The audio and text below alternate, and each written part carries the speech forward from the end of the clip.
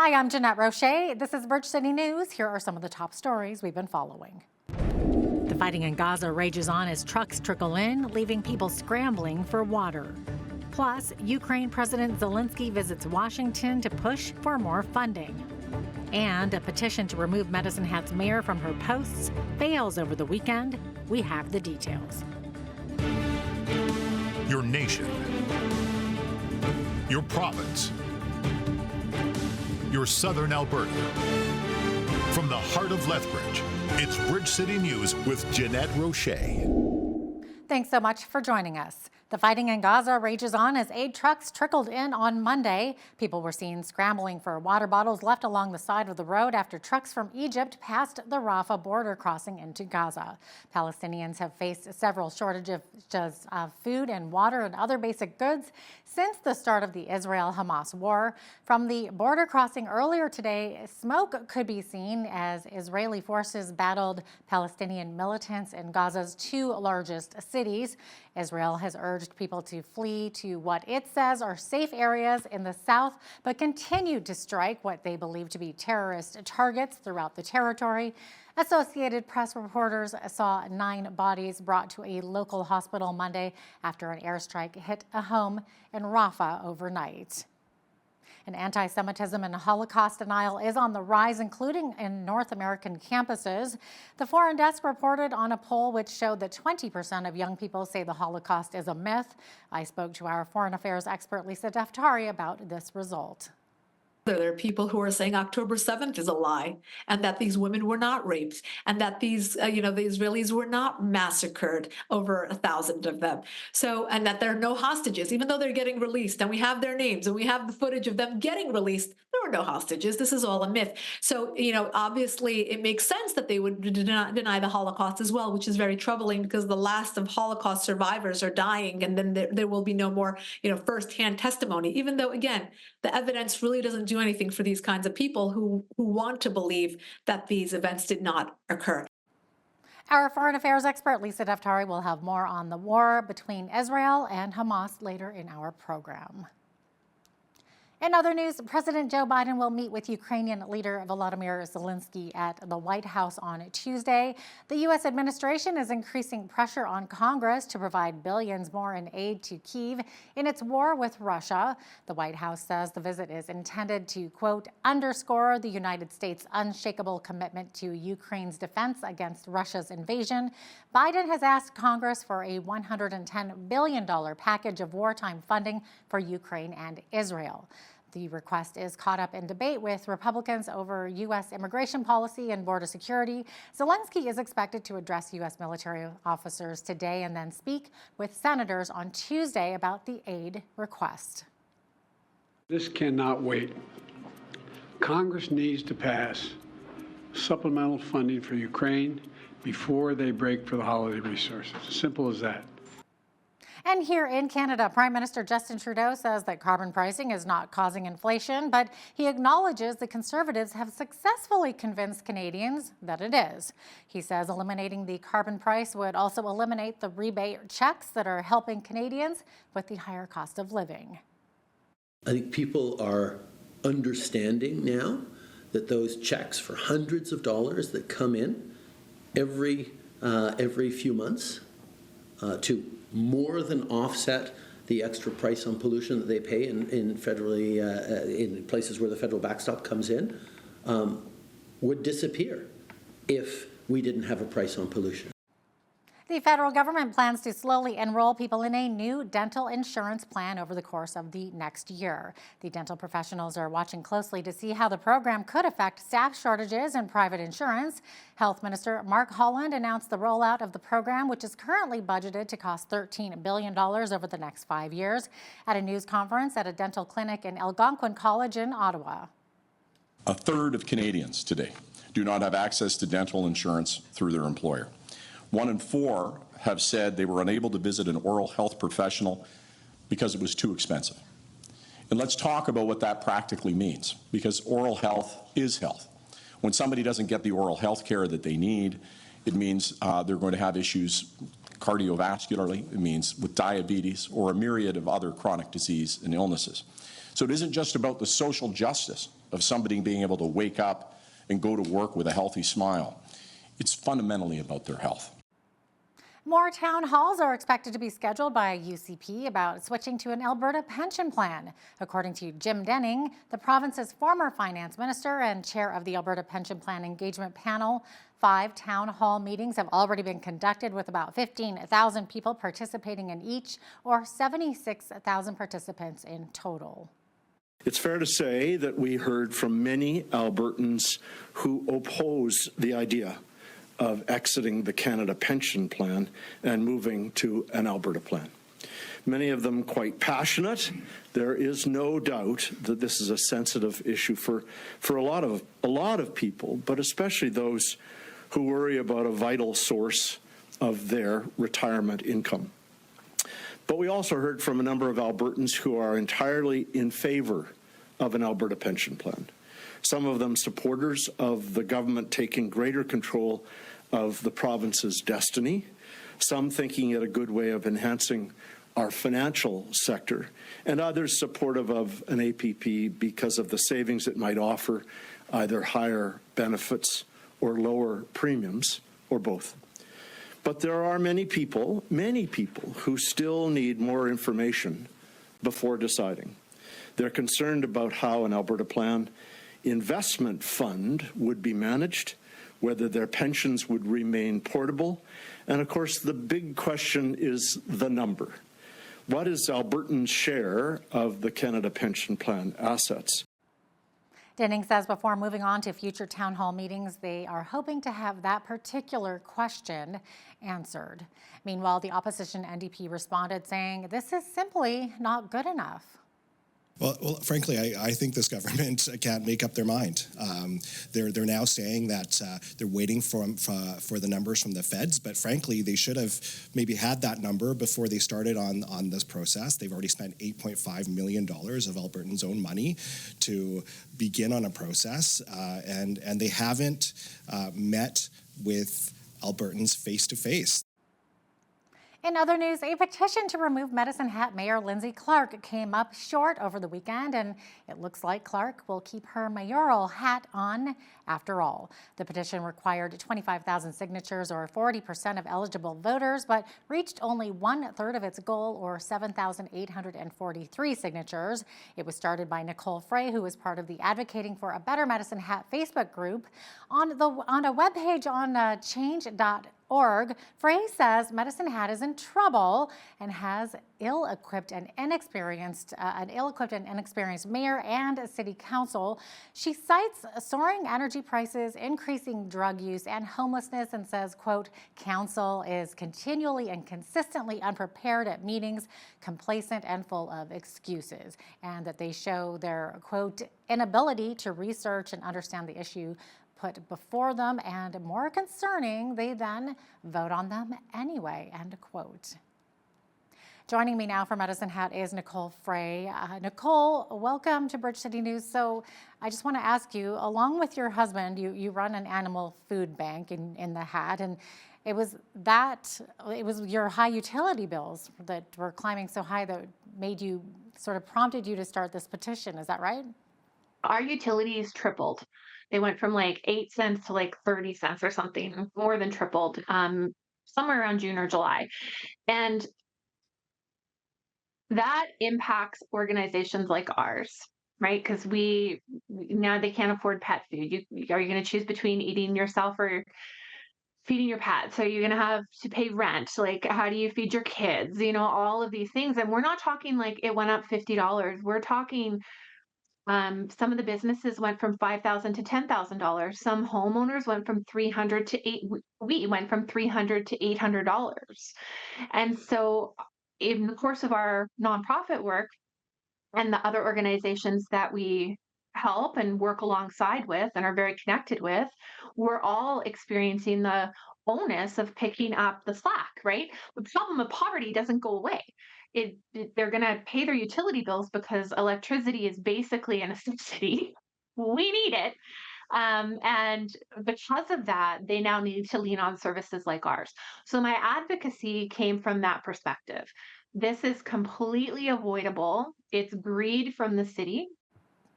Okay, so you think it's greed, and my understanding is, Nicole, you and a number of other citizens tried to speak up about this to the city before this petition was even executed? I have no issue with profit. I have issue with greed that creates avoidable hardship for citizens. And so that was where the advocacy came from. I had, stupid me, thought that we would just have this conversation with the city and they would be like, oh, yeah, like that makes sense. And so as we started going into it, we had one of our council members go the media and give misinformation and blame the province essentially and say that our rates are um, she literally said medicine hat utility rates are not a medicine hat decision, but we have an exemption. And because of that exemption, we're in a very unique position in the province. We can control our own rates. Okay, so you started a petition to recall the mayor. You did not get the intended number of signatures on your petition, but do you think that maybe it's because most people don't agree with you about those who are in charge of your city?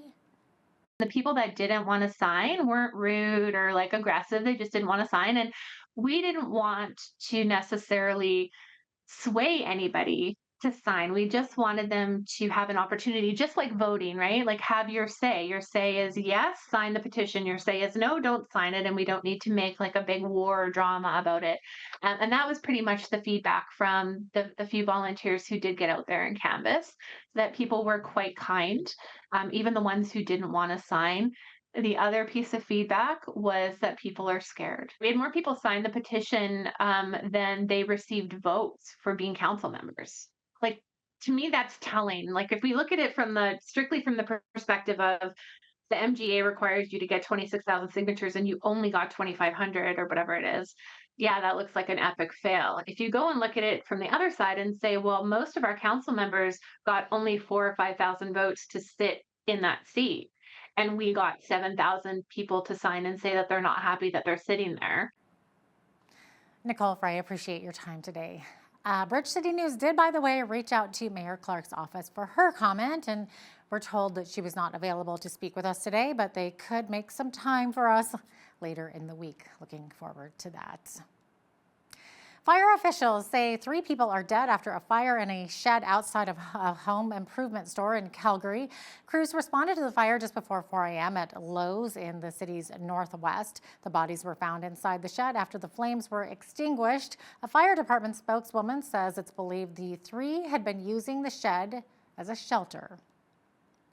An 18-year-old, a 19-year-old, and a youth have been arrested and charged with second-degree murder in the death of a man following an alleged assault in Alberta last week. RCMP say Nathan Nanuch, who was 25, was left at the health facility in John Deore Prairie last Tuesday, but later died from his injuries. An autopsy by the Edmonton Medical Examiner's Office determined the death to be a homicide. Police say the accused are all residents of John Deore Prairie. In other news, 5 impaired drivers were removed from the streets of Lethbridge over the weekend during the second week of the annual Christmas Check Stop campaign. Lethbridge Police and Alberta Sheriffs checked approximately 450 vehicles. The 5 were apprehended for immediate roadside sanction fails, which will result in a 15-month suspension, 30-day vehicular seizure, $1,000 fine, and mandatory completion of the Planning Ahead course. Police also issued 1 IRS refusal and 2 IRS warnings, resulting in an immediate 3-day license suspension. 1 IRS novice suspension was issued, which includes a 30-day license suspension, 7-day vehicle seizure, and a $200 fine. They also issued 35 violation tickets. The Christmas Check Stop program will continue throughout December in an effort to nab those impaired drivers. And if you observe a suspected impaired driver, police ask you to please call 911. Well, unlike TV shows from the 90s and earlier, it's difficult to find a family show where the patriarch is painted as an intelligent provider and leader. well respected by his family and his peers, and also cares about his health. I'm thinking Homer Simpson right here. He's more often portrayed as an overweight, dull, and insensitive buffoon, and this portrayal is attacking marriages, according to marriage coach Brent Taylor. He says the entertainment industry is causing marital imbalance. If you can put lies in that man's head that causes him to be a dictator, oppressive, now he's not loving his wife. So the teeter-totter is in this direction. And then if you can put lies in females' heads that, we've got the victim pity party going on. We got to fight for our rights. So now the teeter-totter is going to go in the other way. Now we got the woman power thing. And what people don't realize, that's actually emasculating the men. So men were too much this way, and now we got too much this way. And Candace always said, where's all the good men? Well, it's only masculinity that fosters and validates femininity. And it's only femininity that fosters and validates masculinity. And the key word is fostered. Taylor also discusses personality and gender differences and why the husband's greatest need is significance. That full-length interview is coming up with BCN's Naveen Day later on in our broadcast. Well, we experienced a very cloudy day in the Lethbridge, but it looked like the sun started to peek out from behind those clouds just before the sun set. So what will the rest of the week look like? Well, I'll tell you right after the break.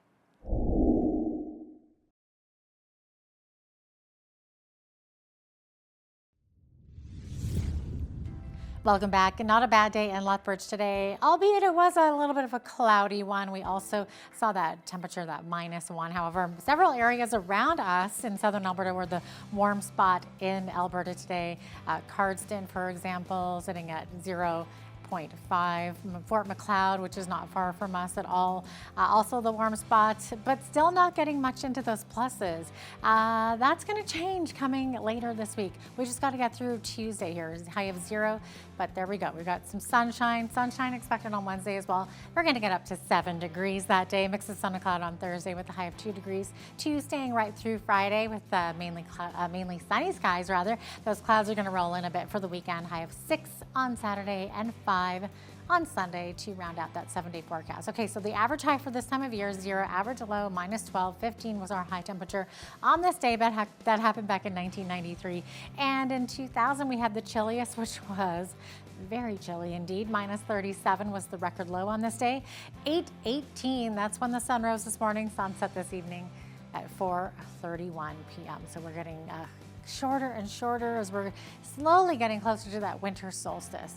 Okay, on the west coast tomorrow, Victoria looking at clearing skies in the morning, 7 degrees for a high. Clearing in Vancouver as well, high of 6 degrees. 2 degrees expected for both Edmonton and Calgary.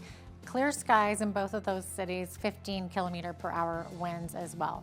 Also a 15K wind expected tomorrow in Saskatoon, high of -3. Regina looking at a 20K wind. Clear skies, -3 also the high there. A little chillier in Winnipeg tomorrow though, -7 for the expected high there with a mix of sun and cloud. As we get to the central part of the country, what's going on? Toronto is looking like a high of 5 degrees tomorrow with partly cloudy skies.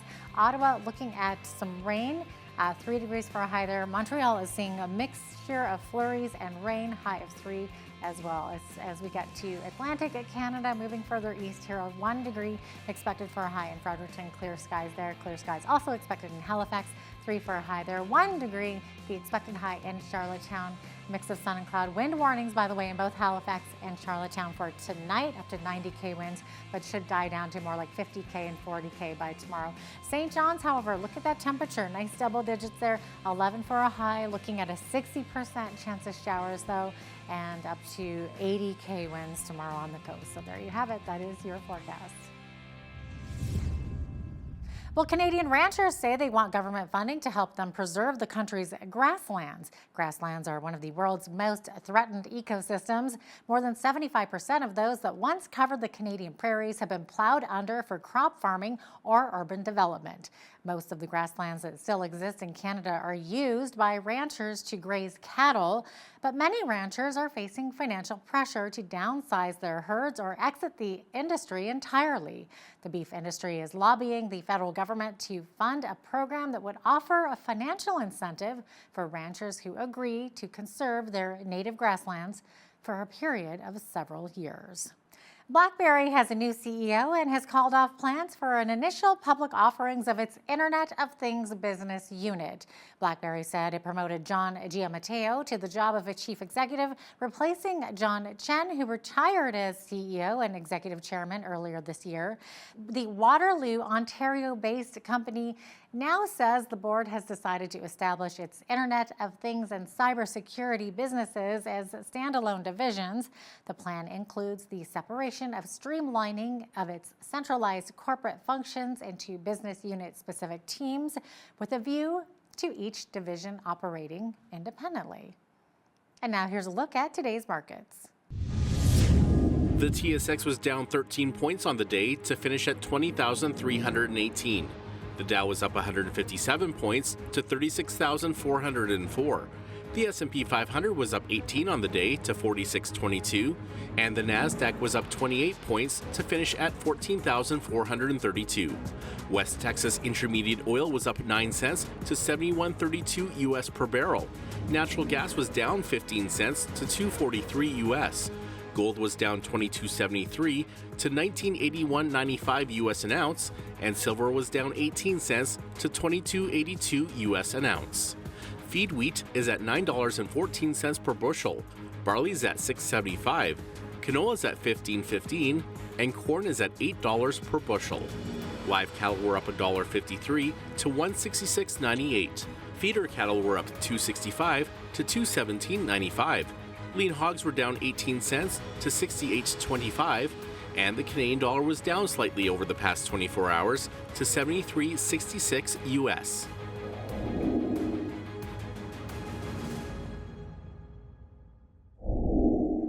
Recapping one of our top stories, the fighting in Gaza rages on as aid trucks trickled in on Monday. People were seen scrambling for water bottles left along the side of the road as trucks from Egypt passed the Rafah border crossing into Gaza. Palestinians have faced several shortages of food, water, and other basic goods since the start of the Israel-Hamas war. And from the border crossing earlier today, smoke could be seen as Israeli forces battled Palestinian militants in Gaza's two largest cities. Meanwhile, anti-Semitism and Holocaust denial is on the rise. The Foreign Desk reported on a poll showing that 20% of young people say the Holocaust is a myth. I spoke to our foreign affairs expert, Lisa Daftari, about this result, plus more about the war between Israel and Hamas. That is coming up right after the break.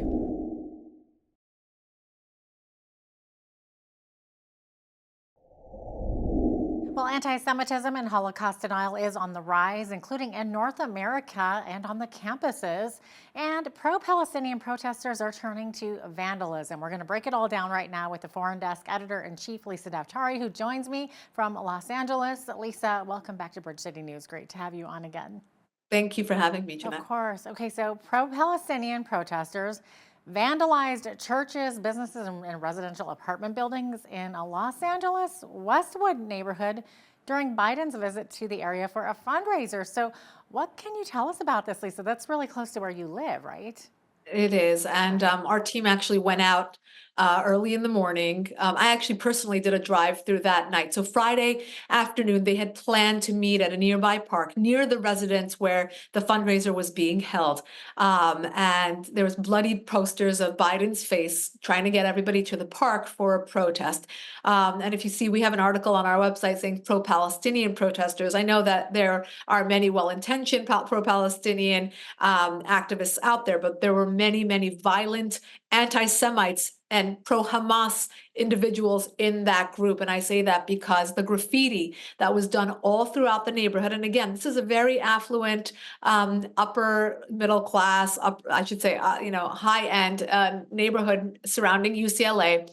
So all around the park, the residential buildings, the Starbucks near UCLA, all graffitied with very anti-Semitic slogans, a lot of profanity, and of course swastikas. And there's many young children in this very family-oriented neighborhood, and so many people took to covering up the graffiti in the morning so that the children wouldn't see it and others wouldn't see it. But our team got there beforehand. We took about 50 pictures of all these different, churches just covered in graffiti. Again, really anti-Semitic slogans.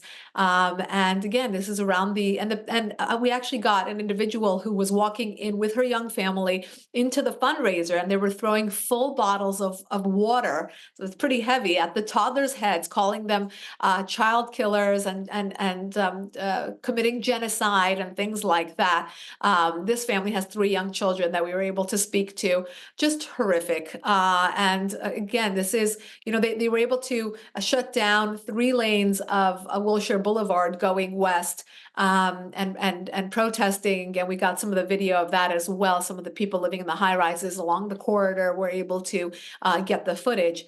Where are we drawing the line on free speech when it comes to private and public property, vandalism, the anti-Semitic tropes? What is a swastika doing? It's almost as if they have no shame now to blend in a lot of heavy anti-Semitism and Jew hatred into this war and their political beliefs about Gaza and Israel. So very bad. We didn't see that much condemnation. Jeanette, that was very upsetting. We would have liked to see much more condemnation on something like this, because this shouldn't be accepted against any group in the United States. Yeah, I was going to ask you, this was done during Biden's visit. Did he address this at all? Did he see it?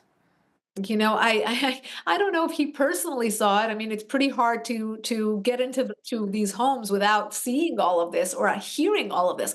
I had friends who went to a few conferences over the last month, and the protesters are so loud, banging on the doors outside of these halls, wherever they may be, that they have a hard time conducting their meetings because of the protesters.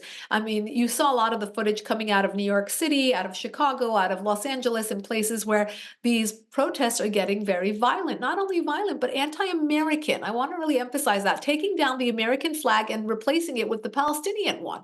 This is never something that has been accepted. And I've written about this before, where the anti-Semitism is really rooted in a lot of anti-Americanism as well. This was anti-West, anti-freedom, many things. And I think, before this gets even further out of hand, we need much more condemnation from the government, from universities, from Congress. Wherever anti-Semitism is being shown. Yeah, absolutely. And good on you and your team also for getting out there, Lisa, and getting that footage and stuff, because I think it needs to be out there and more people need to be aware of what is going on. And of course, you mentioned right there the university. So of course, Democratic New York Governor Kathy Hochul has written a letter warning colleges and universities that she will order legal action against them if they fail to address anti-Semitism on campuses. So this, of course, Lisa, is following that congressional testimony last week where several Ivy League school presidents could not answer questions about anti-Semitism on campus, including Harvard President Claudine Gay. And she's since issued an apology for her remarks. So Lisa, what's going on? Right. So you saw the leader at University of Pennsylvania step down. And so did the chancellor. And, I guess good for Governor Hochul for getting ahead of this, but it's crazy that it needs to be said. And it's crazy that any adult professional needs to be told that they need to condemn hatred against any group. Fill in any other group other than Jews into this targeted bullying and hazing and harassment and hatred on campus, and it would never be tolerated. The fact that we have to even have a hearing, the fact that they have to be asked to resign over something like this. Imagine somebody would rather not call out anti-Semitism and lose their job.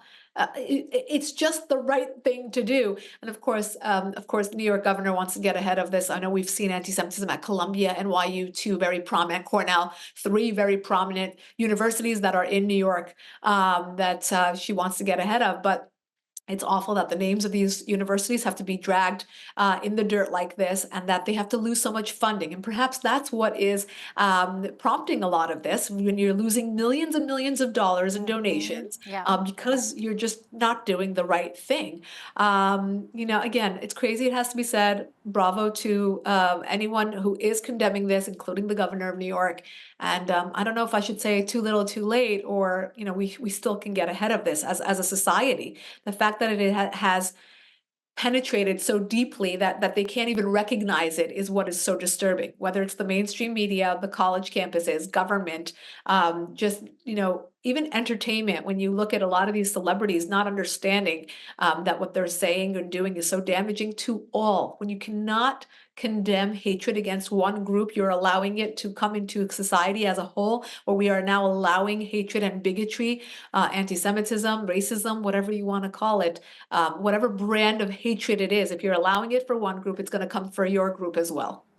Now, Lisa, the Foreign Desk reported on a poll that was done, which showed that 20% of young people say that the Holocaust is a myth. And with all this historical documentation that we have, along with actual footage of concentration camps that's readily available to us to view on YouTube, so how can 20% of young people think that the Holocaust is a myth?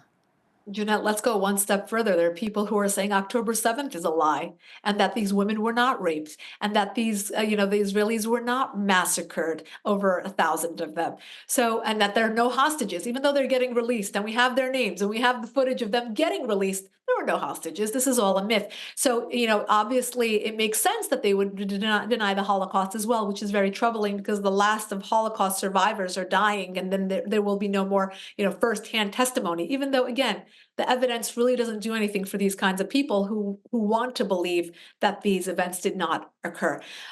Jeanette, it's really troubling. And the troubling part, I just had a conversation with a friend this morning about this, is that 20% that is denying the Holocaust, that is anti-Semitic, that is on TikTok, that is, they are overrepresented in many ways, right? So we're seeing them in the media, we're seeing them in the news, we're seeing them on social media platforms. We're hearing them much more than we're hearing the 80% of people who obviously understand what Israel's doing, that understand what Israel's going through, that understand the threats of terrorism, and do not side with Hamas. They don't think Osama bin Laden was lovely. So this is the issue, is that 20% being represented in all of these different facets are carrying the narrative, whether it's on college campuses, whether it's on TikTok or Instagram or wherever they may be, or in the halls of Congress, where you had 4 members of the squad now turned into 8. Overrepresented. They're underexperienced. Their resumes don't speak for anything that they've done in life, but their hatred is very, very loud and getting headlines. And that's the issue here. I think we need to turn this narrative and not give the 20% the voice, but give the 80% sane people in the United States and in the West, carry that narrative. And really, it's a big message to the universities and to the mainstream media, and to anyone who cares about the truth and cares about the future of the West, has to carry the truth and has to change the narrative. No, that's a very good point there. And Lisa, it's been noted that there's been an increase in gun ownership among Jews after the Hamas attack on Israel on October the 7th. So it looks like many Jewish people around the world are choosing to arm themselves for self-defense. So I guess I can't say I blame them. No, and you know what? It's obviously very natural when you wake up and you realize no one's going to defend you and you have to defend yourself. And what's very ironic about this is that Jews, particularly in the United States, are typically Democrats, typically meaning that they are typically anti-gun, where many of them now wake up on October 8th and realize, wait a minute, I might have to defend myself and my family, and that goes maybe against my party line, but I need to do what's best for my family. And I think that this reality has come knocking very loudly on the doors of many Jews and others, by the way. I have a neighbor who's not Jewish, and he has, since upped his arsenal of guns in his home. He did not previously want to, and now he feels like the police is not coming for us. The society is not defending many of us. And I want to add one more thing. It's not just about Jews here. When we see tree lighting ceremonies in places like California, Gavin Newsom canceled it and he made the tree lighting ceremony online. When we saw in Rockefeller Center the tree lighting ceremony for Christmas being, basically hijacked by violent pro-Hamas demonstrators, then you start to wonder if this is really about Jews or the dismantling of the foundation of the West, which is rooted in Judeo-Christian values. And when you start looking at it that way, we have a much bigger problem than just this war against, Israel and Hamas. It goes deeper into individuals trying to undermine the culture and the freedom of the West. So they're trying to cancel Christmas, cancel the Jews, do whatever. And I know that a lot of well-intentioned people are waking up to this and understanding this, but there are still those who need to really connect the dots on what's going on here. Okay, so getting off of October 7th now and turning to more the Middle East here, there have actually been more reports about attacks against the U.S. So it was reported that the U.S. embassy in Baghdad was shelled by suspected Iran-backed militias. So it's been reported that these kinds of attacks are actually escalating then, Lisa? Absolutely. And we must actually connect this to October 7th because both of these are being puppeteered by the same control group, which is Iran's regime. Iran's regime has paid Hamas, is supporting Hamas, trained Hamas for October 7th. They then are now going against the United States and attacking U.S. assets with their proxies in the Middle East, which they have set up over the last 10, 15 years. So we have proxies in Yemen, we have proxies in Lebanon called Hezbollah, we have proxies in Syria and Iraq, and now those are becoming much more active towards U.S. assets. So this is, I know the White House tries to separate the two narratives. The White House tried to say that this is something that's a one-off and very quietly handling targeted attacks and retaliating, but then moving, back and not allowing this to escalate. The Iran regime would love to have the United States dragged into this war as well. The United States wants to back out of that. Of course, President Biden is coming up on an election. He'd rather attend fundraisers and smile and try to, make nice and not admit that we are getting involved in another war directly or indirectly, and that the Iran regime is targeting our assets every single day. So the White House wants to do everything it can to de-escalate this, separate it from the October 7th war, not get involved and stand back and say, okay, we defend Israel to a certain extent, but we do draw lines X, Y, and Z, and create boundaries that way so that it prevents this escalation and prevents us from getting involved in another war. And it looks like the U.S. Have added sanctions against two Iranian officials as alleged plots to assassinate U.S. officials have been uncovered. So can you maybe explain more of what's been revealed here, Lisa? Yeah, so the crazy part about this is that the United States, the White House, the current Biden administration, Biden campaigned on when he gets back into the White House, when he gets into the White House, I should say, as president, he is going to get back into the Iran nuclear deal, which President Trump pulled out of in May of 2018. And if you recall, the nuclear deal was President Obama's crown jewel of foreign policy. In 2015, he got the United States and other world powers to sign on to an Iran nuclear deal, which was supposedly supposed to curb Iran's nuclear weapons program. It did not. The centrifuges kept spinning. They went after different parts of their weapons program. They were able to evade sanctions, etc. President Biden comes into office and he continues this aspiration of getting back into an Iran nuclear deal. Now, at the same time, there are these inconvenient truths about Iran's regime, that they keep hitting our assets, that they are stealing oil, tankers in the Middle East, that they are taking hostages, American hostages, that they are going after our ally Israel, and the human rights abuses, and the war against women, and the list goes on and on. Now, the White House has now decided to sanction certain individuals within Iran's regime because of targeted threats against U.S. officials that were under the the Trump administration.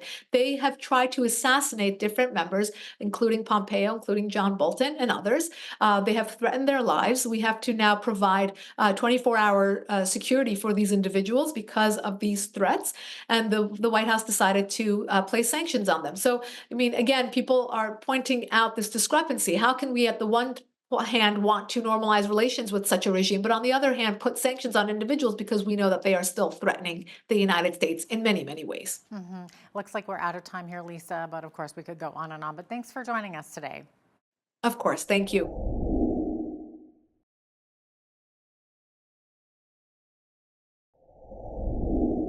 We all know that people have different personalities, but do we know to what extent this can impact marital relationships?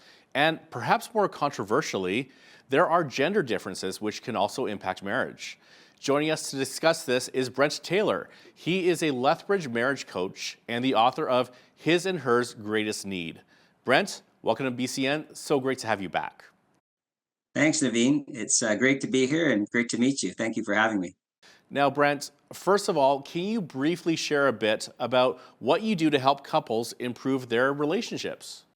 Well, I would say there's a few different things, but one of them is to truly understand each other as best as they can, to give them that insight. You truly understand someone when they understand that you understand them. And so I share with them the insight in a very broad and deep level, probably more than most. There's a lot of different tools and insights and things that I use to help them understand each other.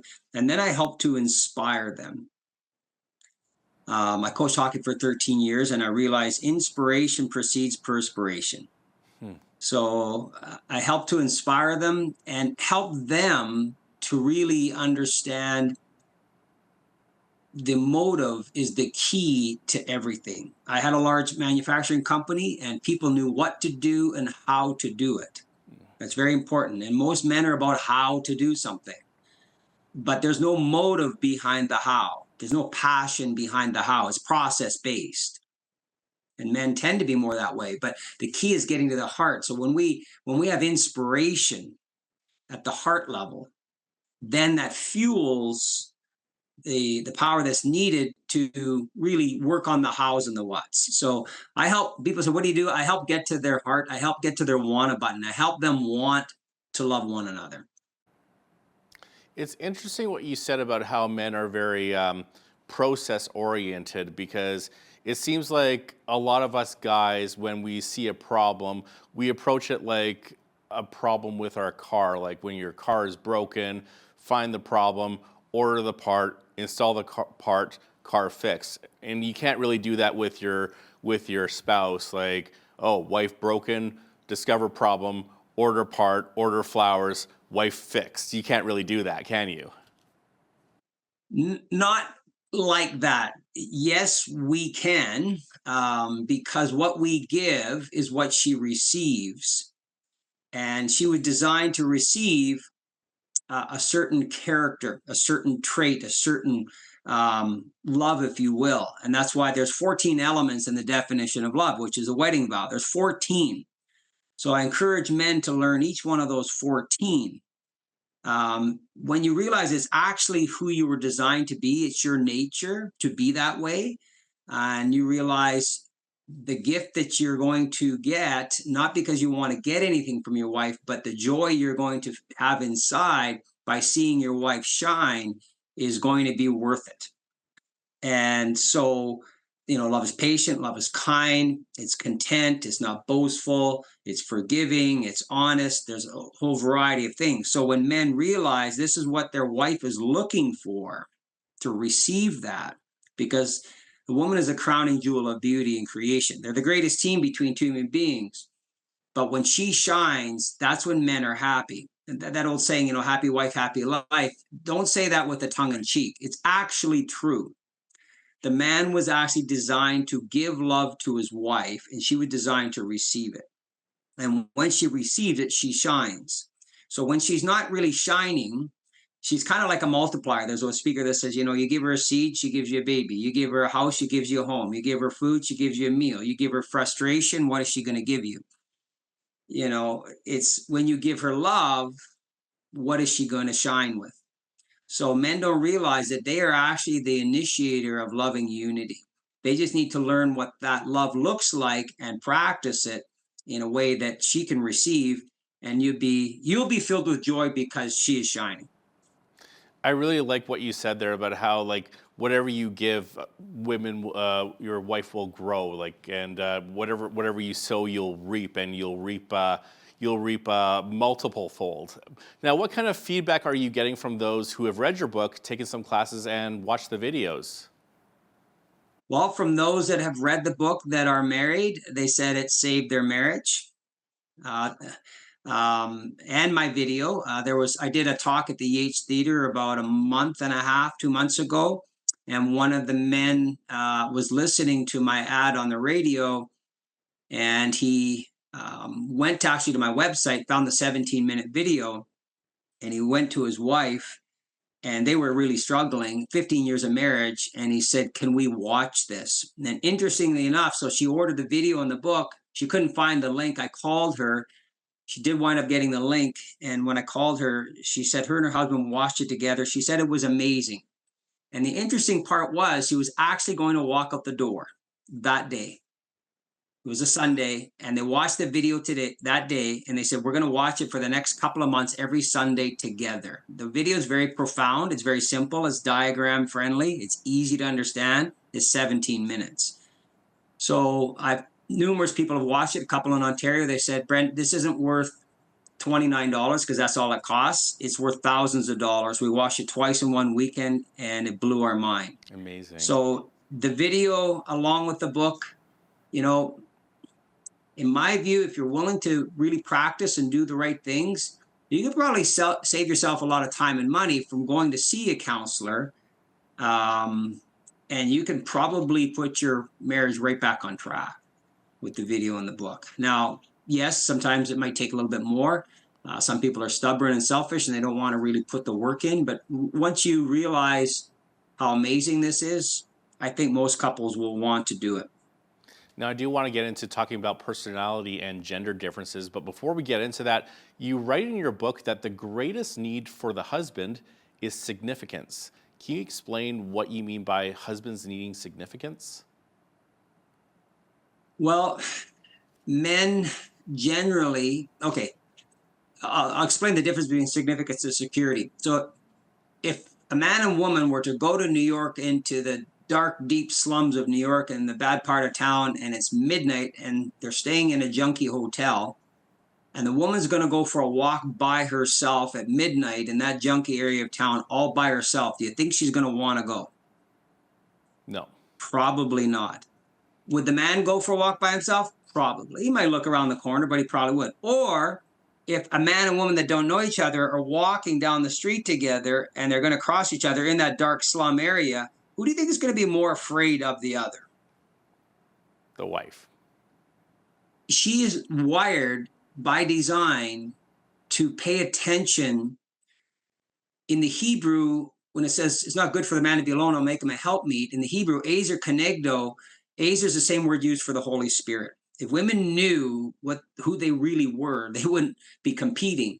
Ezer is the same word for the Holy Spirit. She has amazing spiritual intuition that men probably don't have. And they have a protection role. Kenegdo means she protects, not so much with her bronze, but with her brains. The frontal part of the lobe is wired for consequential thinking, safety, and security. She wants to protect the little ones. She even wants to protect her husbands. Most women say, take care, make sure. And most men say, go for it. What was I thinking?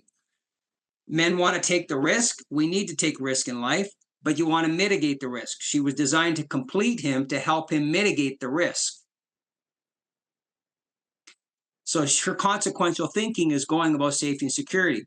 Another proof, little Johnny's climbing up a tree, and Mama Bear comes by and says, "Johnny, 6 years old, you better get down from the tree. You're going to break a leg." He hadn't thought about breaking his leg until she mentioned the proverbial seed.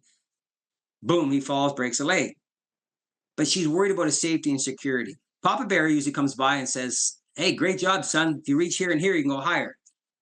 He wants to conquer. He wants to, explore. He wants to, that's his significance. But the number one person he wants to be significant to is his wife. He wants to be her hero. You tell me a man that doesn't want to be his wife's hero. It seems like when you watch a lot of movies, and especially like movies like Braveheart, it's always around this theme that it's it's a battle to win, a beauty to rescue, and an adventure to live. And that really defines what manhood is all about when you watch these movies. Would you agree with that? I'd say God's a romantic, like he rescues us, right? And the husband was designed to, there's not a woman in the world that doesn't want to be fought for. She wants to know that she is his crowning jewel. She wants to know that he's gonna fight for her. And what most men don't realize is they get the beautiful wife, and then they kind of stop fighting, meaning they start pursuing. They don't really pursue her heart. This is a lifelong pursuit of her heart. She wants to know that you cherish her for your whole life. And men do, but they think, okay, yeah, I told you when we got married that I love you. If it changes, I'll let you know. It's not something that men are always in tune with, but the man was designed to be loving his wife on a daily basis. And a woman is a barometer of a man's character. She knows if he's on track or not. If his behaviors are not kind, if they're not honest, if they're not of integrity, they're not compassion, they're not committed, they're not devoted, he's wandering off doing things he shouldn't be doing. She knows it. She can read his character very keenly. She's very sensitive. Women are very sensitive in every facet. Smell, sense, touch, character, everything. They were wired to be that sensitive. She lets her husband know. So I say, guys, you look at your wife in the eyes and you ask her, how we doing? How am I doing? How can I love you better? But the piece that the ladies don't know, they're also the fuel. They put the fuel in the jets. And when they put their fuel in his jets, he wants to go to the moon for her. Remember, he's not for himself. He wants to go for her and with her. But he likes it when she puts the fuel in his jets because it pumps him up. Okay, so we've talked about the positive side of how men can be inspired by entertainment, with a battle to win, a beauty to rescue, and an adventure to live. What about TV shows that are really portraying men in a very negative fashion, where the patriarch of the home is this dull, overweight, stupid buffoon? How does that affecting men, and how is it affecting their marriages? Right. Well, first and foremost, we have to look at the greatest creation of all. The number one creation of all is husband and wife, man and woman. There's no other creation made in God's image. And God is love. So if you can take out the leader, what happens to the rest of the world? If you can take out the way that the man was designed to love his bride, to rescue his bride, to cherish his bride, to be her hero, if you can take him out, if you can create, or if you can put lies in that man's head that causes him to be a dictator, oppressive, now he's not loving his wife. So the teeter-totter is in this direction. And then if you can put lies in females' heads that, we've got the victim pity party going on. We got to fight for our rights. So now the teeter-totter is going to go in the other way. Now we got the woman power thing. And what people don't realize, that's actually emasculating the men. So men were too much this way, and now we got too much this way. And Candace always said, where's all the good men? Well, it's only masculinity that fosters and validates femininity. And it's only femininity that fosters and validates masculinity. And the key word is foster. The key word is foster. We weren't given a kitchen table. We were given a tree. Right? We're mini creators. We're mini builders. We're made in his image to build, to develop. Well, God doesn't give you the perfect wife at the beginning. You develop her, and she develops you. It's your design as a man that will develop her as a woman. And it's her design as a woman that will develop you as a man. Now, I ask a lot of couples, who did God make first? Man. Who did he make last? Woman. Is one more important than the other? No, but there's an order of sequence. If you were to ask your wife, or if a man was to ask his wife to go for a dance and he puts his arm out, ask her to go for a dance, she puts her hand in his elbow. Side by side, but he made the offer. Right. He's the sender, she's the receiver. Check out the anatomy. There's an order. The man was to teach but not preach. He was to teach by showing his wife what this amazing love is that he's been given to her. I asked a bunch of ministers one time, why did God give man and woman? Oh, she's my helpmate. What she can do for me. Wrong attitude. Yes, she is a helpmate. She's your teammate. But the key is that would be self-seeking. Love is not self-seeking. Love is not what you can do for me. Love is what can I do for you. He was given woman to love her, for her to receive that love and shine, reflected back to him and them both to their children. So it's only the masculinity. So every woman wants a confident man, a mature man, a man who takes initiative.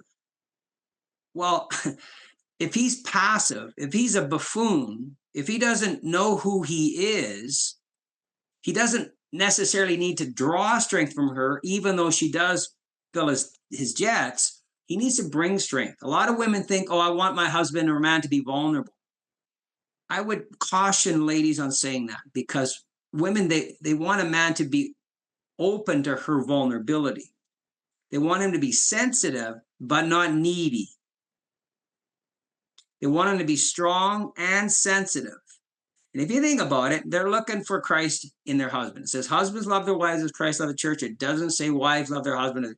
Who gave their life for their wife? The husband was designed to give his wife for his life. Here's an example. If you have the Titanic and it's going down, you seen the movie The Titanic? Let's pretend we got two captains, not one, we got two. Okay. Male and female. It's going down. Everybody's jumping on lifeboats. One lifeboat, room for one more person to get on the lifeboat. Man and woman captain looking at each other. Who do you think's going to say, you take the last spot on that lifeboat? The man. The man. Better be the man. And who do you think's going to accept his offer and be dropping tears down her face when she floats away, saying, wow, that's a man who loves. Right. The man is a leader, not because he puts himself first. He's the leader because he puts himself last. Me first loses. Me last wins. Brent Taylor is a Lethbridge marriage coach and the author of His and Hers Greatest Need, available at hisandhers.ca. Brent, thank you so much for being with us today. Thank you. I'm Naveen Day. On behalf of all of us here at Bridge City News, thanks for watching.